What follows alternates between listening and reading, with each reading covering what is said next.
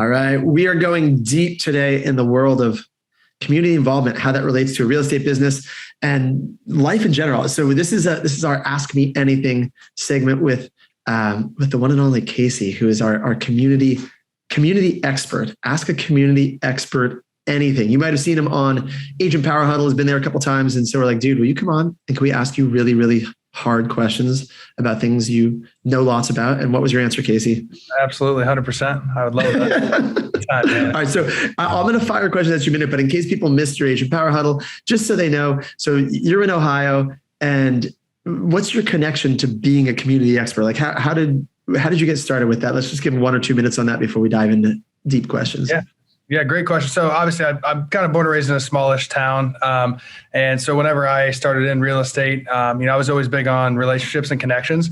And I kind of think at the end of the day, that's the only sustainable way to build any business is to form connections and relationships with people. And to me, I wanted to take that a step deeper and get more involved with like the community and the people that, we sell these homes in this area, but like I want to be connected and woven into the fabric of this community. So I kind of made sense. And they went hand in hand, I guess is the best way to put it, that like, you know what, you do good for your community. And obviously it's like anything else, you put good in, you get good out. And it just made sense to me. So that's kind of where, that developed. And that was my passion for it too. That and just helping the community thrive. I love that. You put good in, you get good out. That's actually, it's like you knew which, like, dude, this ties into the first question. So Amy Izzo actually asked this question. She wanted to know, do you partner with other businesses to make maximum impact when working with the community? And how do you go about choosing who do you partner with, right? Like, obviously, like it's not just you. So how do you do this?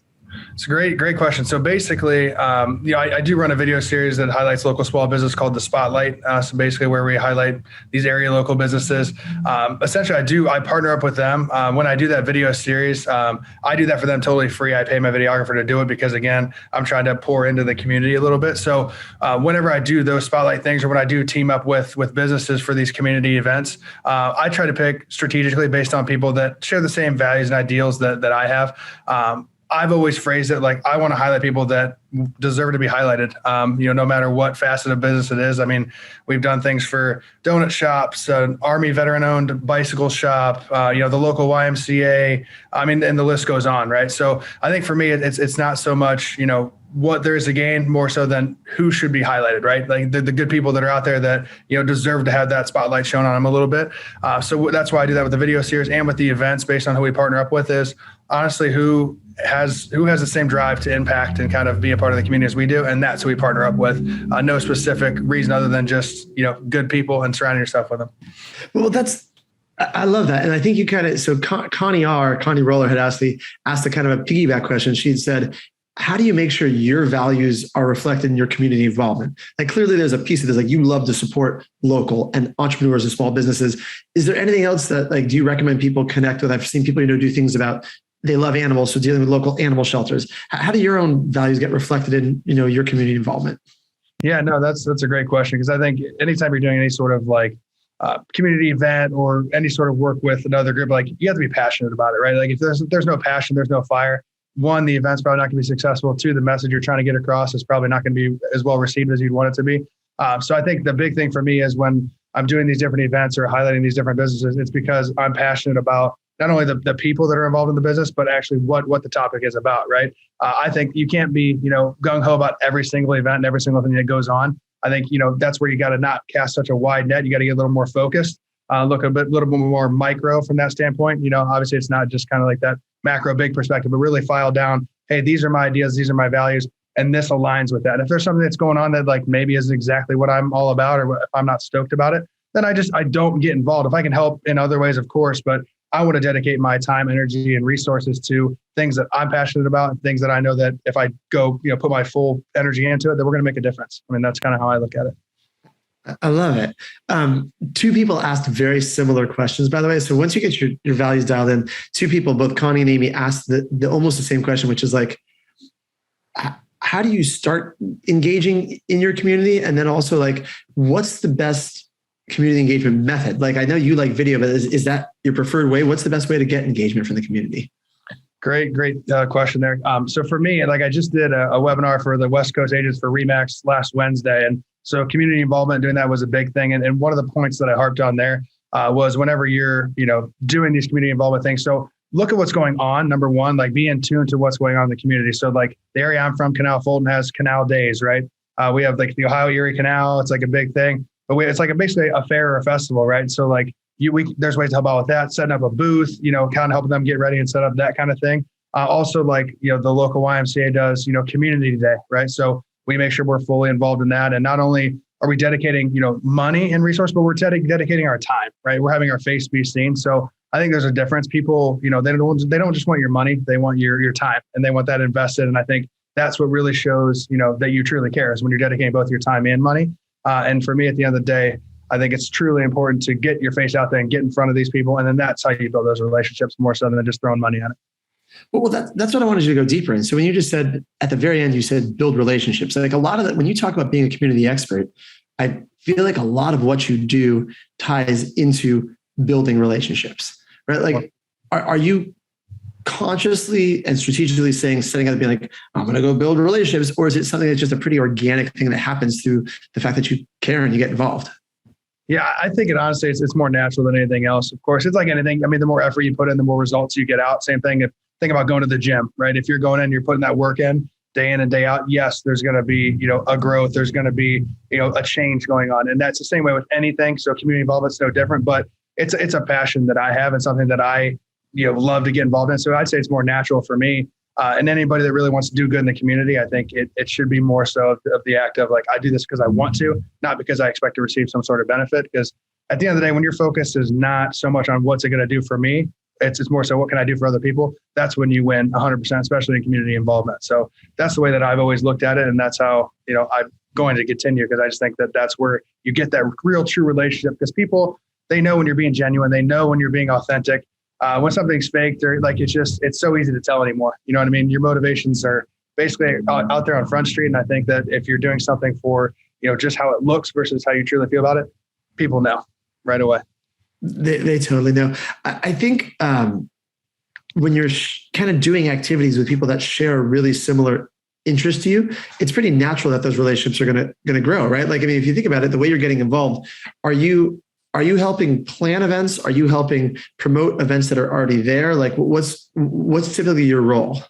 So a little bit of both. Obviously, I think for anybody starting out, trying to do kind of community events, I would start getting involved in what's out there, what's happening, because that's when you start to build that network, build those relationships, and then you start creating events that, that you're focused around. So for example, like I told you, the YMCA did a community day, right? So they basically had a bunch of different vendors, had all the kids come through. They had like the local police, the firemen with the trucks and the car. It was really cool. So like I got involved in that. Well, now for Easter, we're doing like a community appreciation type party, right?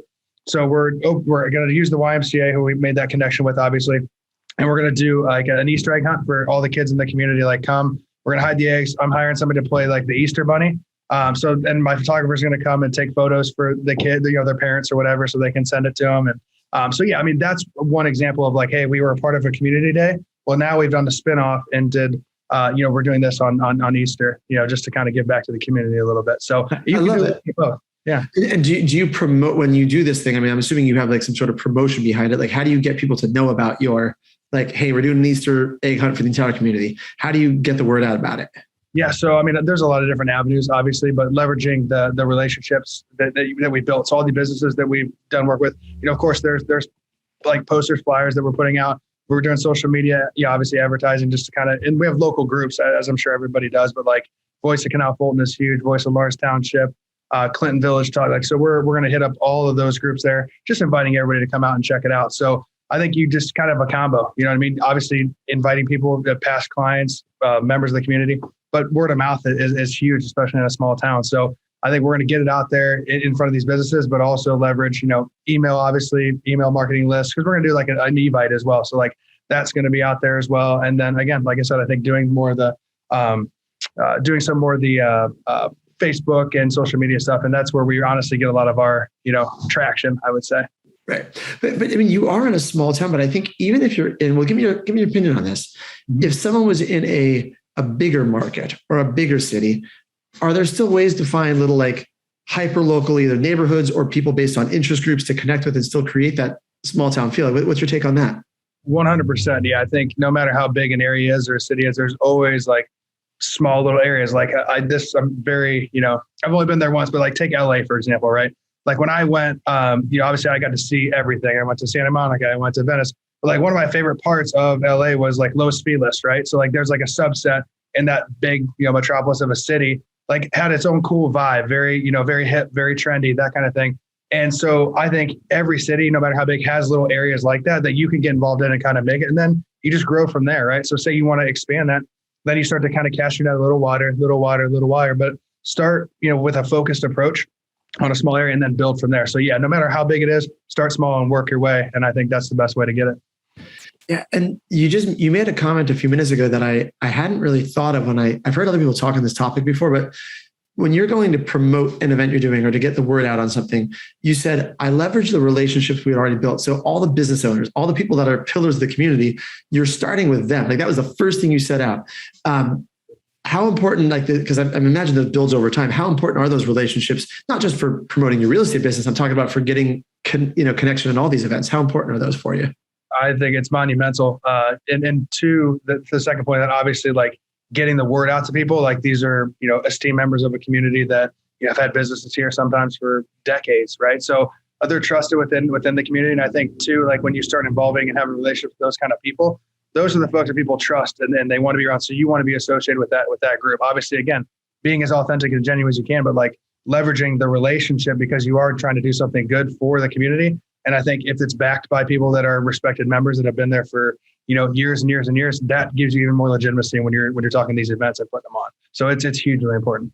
Oh yeah. I mean, that you've kind of answered that. I was making sure there's nothing else we're missing. So Matthew Soda, I think that is. Yep. Matthew was asking, what are some methods you've used to successfully boost engagement within your communities? Sounds like the relationship piece, but is there anything else that you've done over the years that you think could be really helpful?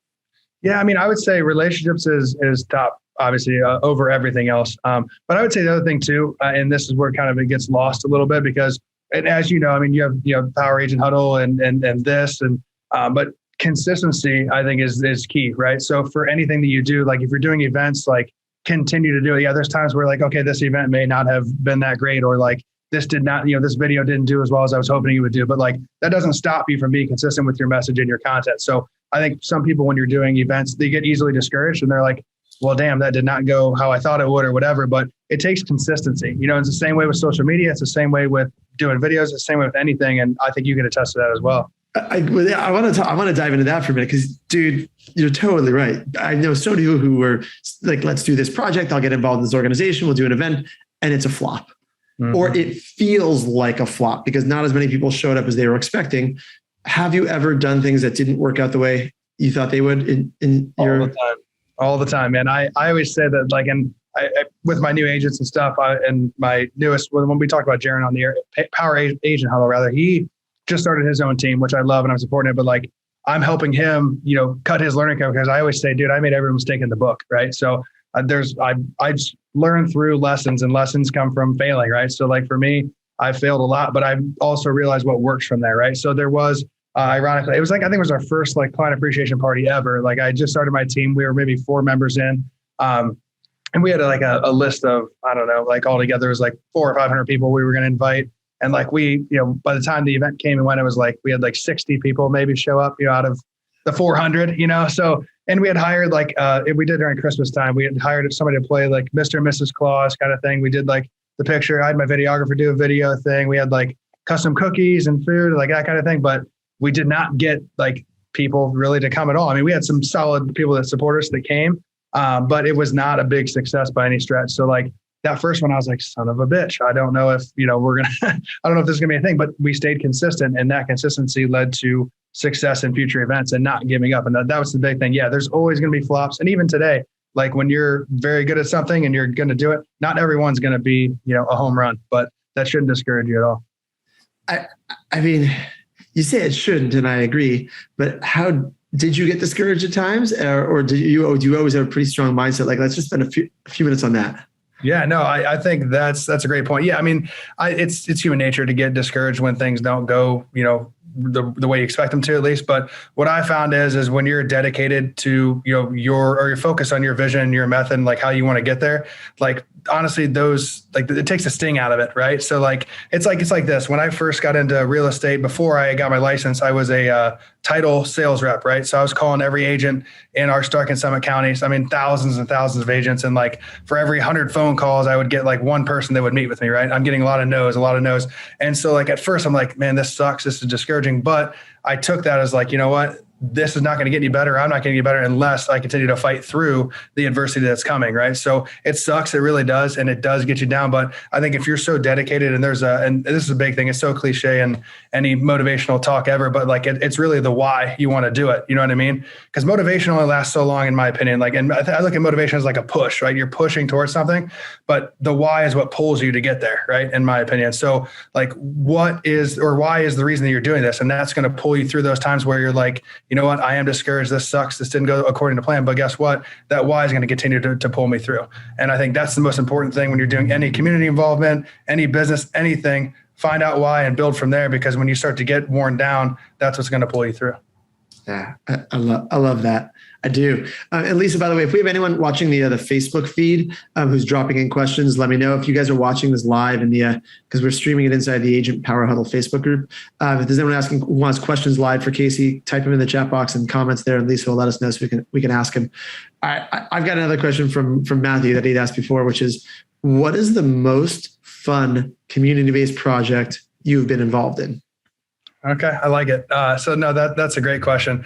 I would say this, like we've done, countless. I would say we did like community day with the YMCA, because that was the first one that like, we had the businesses that I've worked with, but like now we had like, I told you, like law enforcement, we had the firemen there, like, and to see like these kids, like as they were able to get into like the fire truck and do the horn and like let them climb the ladder. And like they got so involved, they brought like little like fireman hats for the kids, and the cops had like little badges, right? Like, so I think for me, that was my favorite, because I was able to bring my daughter to the event, and she's young, she's 19 months now, but at the time she would have been, a little over a year, and like just let her walk around and see it. Like that, we got a snow cone truck, like a cone of ice type thing. So like, I think it was really cool because I, for the first time, got to feel what it was like to attend the event. You know what I mean? Because I got to bring her and do it, not just kind of put it on and be, run around like a chick with my head cut off. So I think that was my favorite, solely for the reason that I got to get involved in it and look at the other perspective. And I think it actually helped me too. Like when I put on, future events, I want to make sure that I have that perspective. Like, okay, hey, this is what people coming to expect. This is what they want. This is what's going to be a hit. And I think it helped make it more well-rounded. So that was my favorite, honestly, just because I think I got to enjoy it myself. But yeah. So what allowed you to enjoy that one more? Like, what made your role different that time? So this, like we had set up like the whole entire day, right? So we, snow cone truck, the police and fire took they were down the way in the parking lot there. All the other vendors were set up. So basically I came, we had like our booth set up. I had my team basically was kind of attending our booth, right? So I was able to kind of walk around, talk with the people that I built. So I think having them in place to assist me, and that's another thing I want to bring up too. It's never a one-man show, like as much as you'd want it to be, but like bring in good people that share the same values. And that's where those relationships come into play. And somebody asked about partnering earlier, but like have good partners that are going to, carry their workload. You know what I mean? People that want to, get involved and want to have that same, mindset as you. They want to see good happen. Allow them to help. Like, don't be, that person that's just trying to take on, too much really. And I think that's what I would do a lot in events is like, I want everything to be perfect.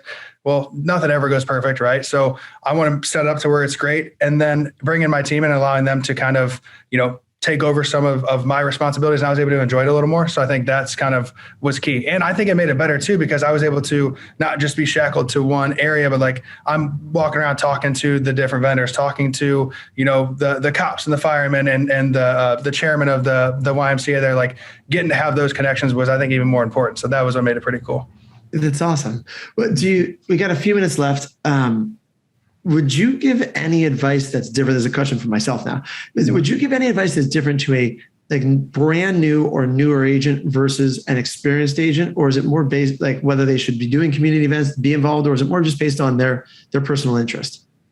So I'd say it always is based on your personal interest, like what you're passionate about. I mean, obviously it's like, that's the thing. It's hard to have a fire lit for you for something that you just truly don't have a passion for. But I would say this, if you have any inkling to do community involvement, or you want to be a staple of your community, my opinion is just get started ASAP. I mean, there's no negative that can come from getting involved early and often. And I think that's the big thing. Like when I was doing that video series, like I told you about, like we kicked off season 2, like I sat on that idea for 2 years and didn't do it because I was like, oh, I want to get the right, camera guy. And I made every excuse in the book, when in reality, I just needed to get started. I just needed to do it. And that's what I would say. I don't care if you're new, if you've been in the business 30 years, doesn't matter.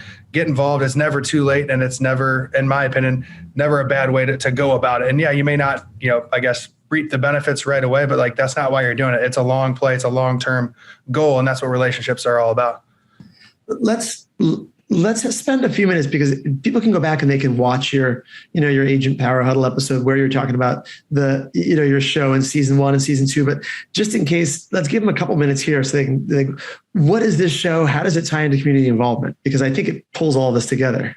Yeah. So basically, like I told you, it's called The Spotlight. And so the premise is theoretically we interview local small businesses, right? So like I told you, we've done a donut shop, we've done a bike shop, we've done countless restaurants, we've done local gyms, coffee shops, anything you can imagine, we've done it.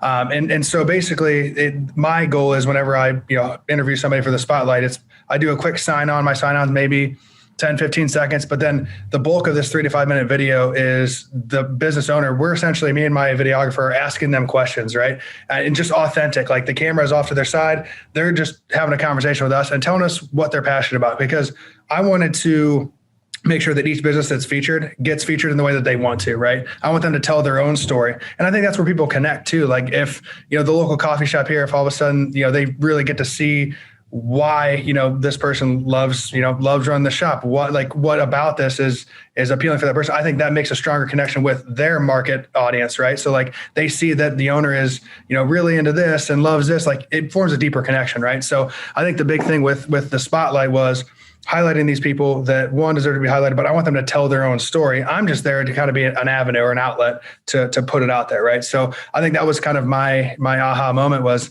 let's let these people tell their own story versus any sort of like marketing. I don't want to make it about me. I'm doing a sign on, their whole story for the next 3.5 minutes, and then we'll do a quick sign off with them. So that is The Spotlight in a nutshell and kind of what we've done. And then it's honestly been a big referral type thing in terms of like, one business, and then all of a sudden they're like, oh yeah, hey, my friend so-and-so has this, right? Or I'll have people reach out to me now. And like, so I went from like having to, knock on people's doors saying, hey, like, do you want to get featured? Here's an example of an episode. And now they're reaching out, which I love. And obviously if they're connected with somebody that like was awesome enough to be on it, and we thought that would be a great episode, that person likely is very good as well, right? So like it all ties in. And do those same people that are sending other businesses to feature on The Spotlight, I'm assuming when you do community stuff, those are probably some of your first calls to get involved, correct? Absolutely. Yeah. And that's where like having those resources. So we're going to do a special episode of The Spotlight. I'm going to feature my videographer because he's always behind the scenes. He does all our house tour videos, does everything. So we just had lunch last week and I was like, hey man, I want to do one featuring you. Cause he does wedding videos. He does everything. The guy is all time. So I've already called like I think we have 5 set up of people that we've done spotlights for. I called them, I was like, hey, I want to do a feature on Ben. And then hands down, they're like, yep, let's do it right now. Let's go. Tell us which day. Cause I want them to give a, 10, 15, 20 second blurb of like what their experience was like, with Ben and like the spotlight. So like, we're going to feature him on the next episode, which I thought would be pretty cool. And that was the thing. I called these people that we've done, this show, we've been doing it 2 years. So 2 years ago, and now I've stayed in touch with them, but like, they're still willing to give back because of the impact that it had, 2 years ago for them. And they can still obviously leverage it now for marketing and stuff. I love that. All right, we only got a couple of minutes. You just made me think of one other question though, which is I find a lot of agents are pretty bad at follow-up and long-term relationships. Does being deeply involved in your community give you an excuse to reach out and stay in touch like in a much more authentic way than the average agent? Absolutely. No, I think anytime you have more relationships and more things and doing these events, it's a great way to reach out other than just saying like, oh, hey, just checking it. How's the house treating you? You know what I mean? Like, because people get it. Like, and I still do that. Like we have a touch program that we try to touch base with our clients. Like, every couple of weeks, like twice a month is what we prefer, 24 touch like program. But the key of that, I think, is that like it's reaching out with authentic, genuine, like things that are going on. It's not just like, hey, how's the house treating you? Okay, great. Talk to you soon. And then like in a month later, like, oh yeah, hope you guys have a good holiday, which I think there's great. There's merit in that forms relationships. But if I can say, hey, we're doing this event for the community, bring the kids out. We'd love to have you there. Like that is a substantive form of contact, in my opinion. I think that absolutely is huge. And that's what's going to continue to build and strengthen that relationship other than just a string of texts or like a call here and there. But now you're directly involving them in, what you're doing in the community, and you're becoming a pillar, I think, by doing that, in my opinion. Yeah, I love it. All right. This has been awesome, Casey. Seriously, man. You're such I love your energy and your wealth of knowledge. Any last thoughts you want to, that we didn't cover, you want to leave people with? I mean, I asked all the questions we had. We had some great user questions. Anything, at least on Facebook, we're good on Facebook questions, right? Okay. Do you have anything, Casey, you want to tie it all together with, and anything you want to leave people with? Yeah, I mean, I'd say that the last thing, and we kind of harped on it already, I would just say, don't be afraid to jump in and be started. Like I waited 2 years for the spotlight, and I regret it because we could have been doing this 2 years ago. So like, don't be afraid just to jump both feet in and go. Any good decision I've made, any good that's come in my life has come when I've taken a chance, taken a risk, and just jumped both feet in. When I graduated college and said no to the jobs from Fortune 100 companies, like it was the best decision I ever made. Getting into real estate, I love it. It changed my life. And the same thing, the spotlight, since we've started that, like that was one of the best decisions I made there too. So I would say, don't be afraid. Just jump both feet in and go after it, and then be consistent. Fight through that discouragement, anything that happens like that. But it's going to be worth it in the end, because it's life's a marathon, not a sprint. I mean, I know, hey, you could die tomorrow, but at the end of the day, I think if you're dedicated to a process and you're focused on something that means something to you, there's impact to be made, and there's an impact to be had there, and the community is going to feel it, and you're going to feel it at the end of the day. So that's kind of how I'd leave it. I love it. Love it. All right, guys, we're going to we'll tag you in the Facebook group so people can find you that way, Casey. Just thanks for being here. This is awesome. Anytime, man. No, I'm always grateful. You guys are the best, and I would love to do it again, man. So you let me know, and I'm always available. We will book you back on again. Absolutely. I love it. All right, brother. Thank you so much, guys. We'll see you later. Have a good day, guys. Bye, everybody. Produced by the Agent Collective Media Network.